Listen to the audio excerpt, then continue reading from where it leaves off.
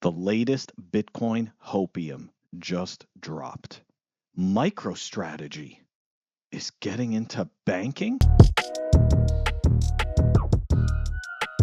Welcome back, everyone. We were going to talk about the Tesla moving their Bitcoin to new addresses, Giant Nothing Burger, but instead, we are going to take a look at Michael Saylor's MicroStrategy aims to become the world's first $1 trillion Bitcoin bank, Nothing Burger. Cointelegraph put this hopium out with no link, no source, and of course, right, some of the Bitcoin cheerleaders latched right onto it and were like congratulating them and way to go, MicroStrategy, and this is a big move, what a vision, blah, blah, blah. Anyways, none of it is true. There's absolutely zero evidence. There is nothing, no forms that were filed, nothing in any way, shape, or form that is indicating that MicroStrategy is going to become a bank. And the only relationship that MicroStrategy actually has to current banking systems is that they offer analytics and data services. That's it. Okay, there's no evidence that they're becoming a bank. The real important thing to actually look at here is to understand how feasible is it to create a bank. A lot of people seem to not really understand how difficult it is to actually become a bank. People like Caitlin Long have been trying for years, and they have been met with nothing but pushback. Now, one of the greatest examples of one of the biggest corporations in the world that tried to become a bank and got rejected was Walmart. I have given this example hundreds of times, and I remember when this happened because back then I was a TradFi bro, right? I liked stocks, I thought that was cool. And one of the biggest companies, right, that you can look at is Walmart. And of course, Walmart has thousands of locations. They have hundreds of millions of customers. So the logical leap for them to become a bank seems like a no-brainer.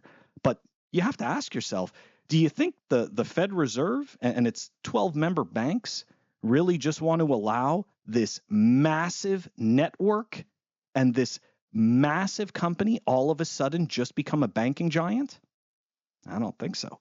And indeed, back in 2005, try as they might, Walmart spent millions of dollars and 2 years later withdrew.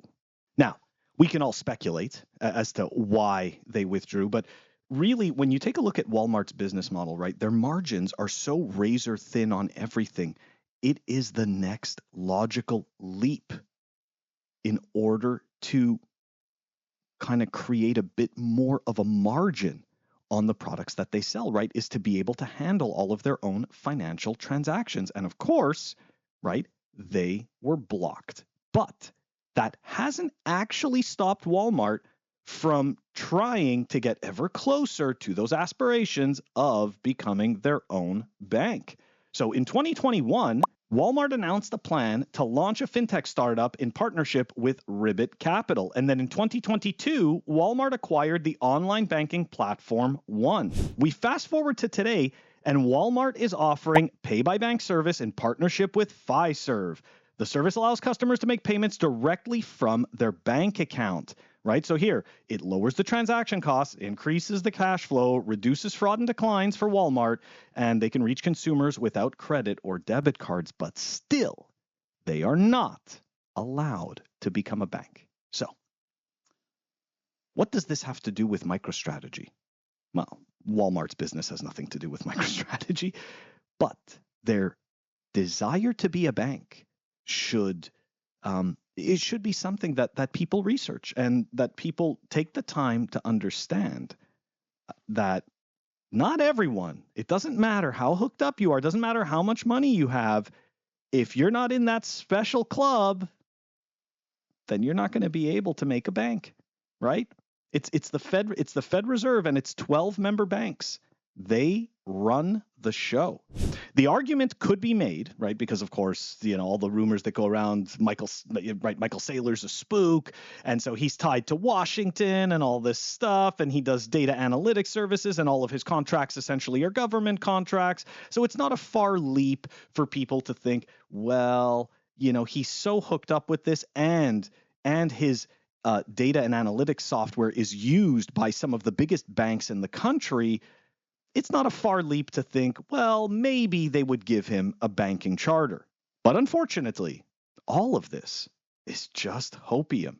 There is no actual evidence, and there still isn't a source from Cointelegraph. So before we get all excited about Michael Saylor and MicroStrategy bringing banking to Bitcoin, which I'm not excited about, because I'm pretty sure that Bitcoin was supposed to help us be our own banks and that we weren't supposed to be relying on trusted third parties. But anyways, we're not even going to go there. I think everybody should just kind of keep their hopium in check for the people who think that this is some type of win that we're going to see. Listen, the bankers have no desire to share their wealth with more and more people. So if we think that they're going to just give MicroStrategy the keys to the kingdom because he buys Bitcoin, we got another thing coming. Again, I know, not fun. It's not always fun being a realist. It's not fun actually doing research and then debunking your own hopium. But hey, someone has to do it. I'll catch you guys all tomorrow.